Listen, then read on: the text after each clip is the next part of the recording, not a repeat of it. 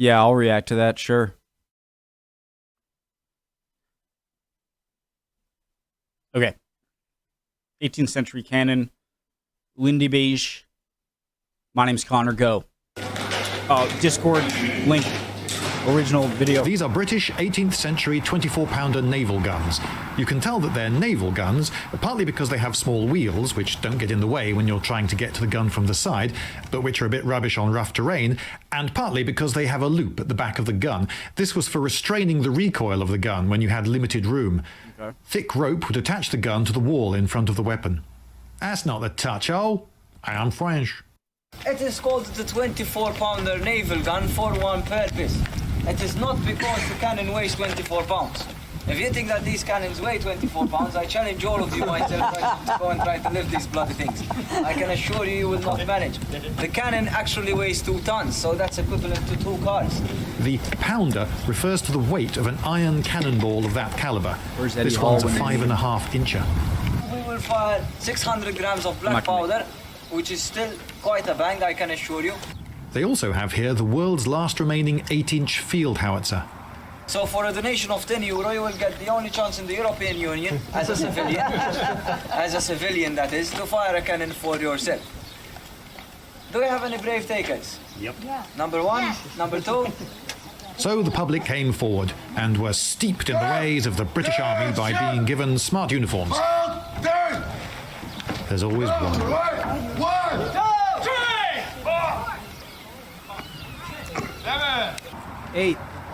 Do you like being in the artillery? I got a motto. Oh yes, what's that then? Always merry and bright. The first tool in the loading sequence is the worm, or wad screw. This was twisted to catch any remaining bits of bag, wadding or charge from the previous firing, birds' nests or whatever else might be fouling the barrel.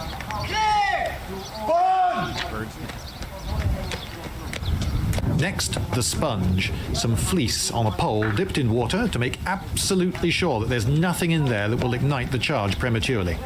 Safety first. Okay. Throughout all this, the ventsman holds his thumb over the touch hole to prevent a through draft, which might fan some embers and cause an explosion during the loading process. He uses a leather thumb stall so that he doesn't burn his skin on the hot metal. Next, a man runs to get the charge of powder in a silk bag, and no, it would not be a good idea to keep these closer to the gun.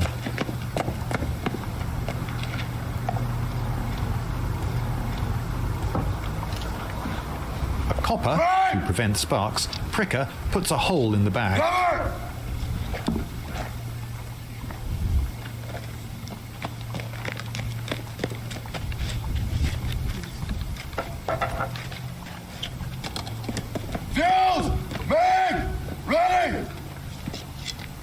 Now a quick match is being inserted. Quills filled with gunpowder were sometimes used for this job. Other media for detonation existed, such as the flintlock, the percussion primer, and the friction tube. Strike the spark by yanking a roughened wire out of this, which was filled with antimony sulfide and potassium chlorate. To light the quick match, a slow match is used. He's lighting it from a simple lantern, a candle in a box. A slow match was a rope soaked in potassium nitrate wrapped around a forked stick called a linstock. Number 4, please. Please stand inside of the box, please. Okay.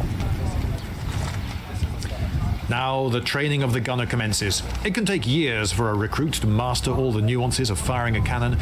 The perfection of posture, the special diet, the idea of not leaning over the vent. And, oh, he's trained.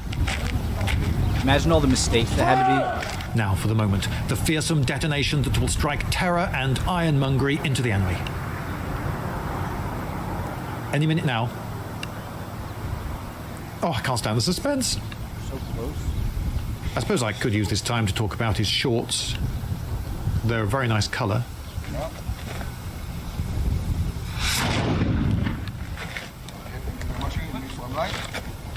Very polite.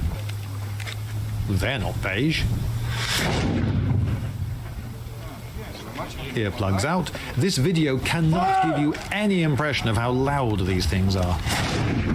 You can see the path of the quick match here. I I was expecting it to have more of like And that's a where it landed. movement effect on the That was rubbish. You didn't on the even cannon. show them put the ball in. No, that's right. We skipped the stage of putting the actual projectile in, which would be rammed in with wadding of old rope either side of it to stop it rolling out and to make a better gas seal.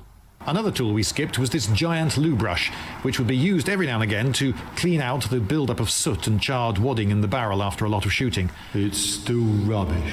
Oh, come on. think it's all done by 3 men? Yes, all right. I've been showing you 3 men doing all the crewing, but 5 was more common. And in the field, once you add in commanders, all the men to move the cannon, fetch and carry things for it, and stand around protecting it, it might be as many as 12.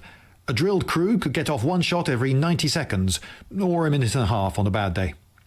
It's still rubbish. I suppose it did all look a bit tame in parade ground. So, let's see that again, only this time re-edited in Excito-Rama! Let's go. Load the cannon. We're going for one more shot. Hot, get to the cannon. Is it done? Safe enough, go. Get on with it. Get quick. Go.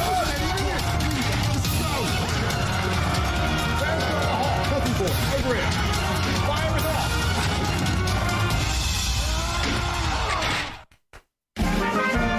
That was a cool video. All right, I love this guy's channel. I always think about whenever I see all these cool procedures and rules and all the different tools they use. I always think about all the mistakes that had to be made over the decades, centuries in cannon technology in order for them to be like, all right, how do we keep this from happening? Oh, put a coiled rope in before so it doesn't fall out and it makes a better seal. Oh, sometimes a deadly or a discharge or it can fire early, and so make sure, well, let's get a stick with cloth and water to make sure before each loading you make sure there's nothing that's going to make it fire prematurely. I expected more of a recoil. I understand it's bolted down and everything, but goes to show how strong these barrels are and how much they must weigh. Cool video. Keep watching them. I am going to. I don't know why I spoke like Yoda. Hope you guys are all doing well. If not, you'll be good soon because I told you to. All right. See you next time, guys.